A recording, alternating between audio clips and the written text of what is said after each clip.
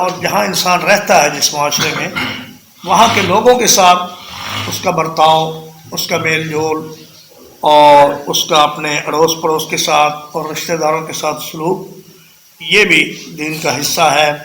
اگر اس معاملے میں آدمی کمزور ہو پھر بھی اس کا دین ناقص ہے۔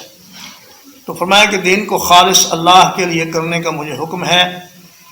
اور مجھے یہ حکم ہے کہ میں سب سے پہلا فرما بردار بن کے رہوں، یعنی صرف آپ لوگوں کو میں دعوت نہ دوں، نصیحت نہ کروں، بلکہ خود بھی اس پر سب سے پہلے عمل کروں۔ پیغمبر جو کچھ لوگوں کو بتاتا ہے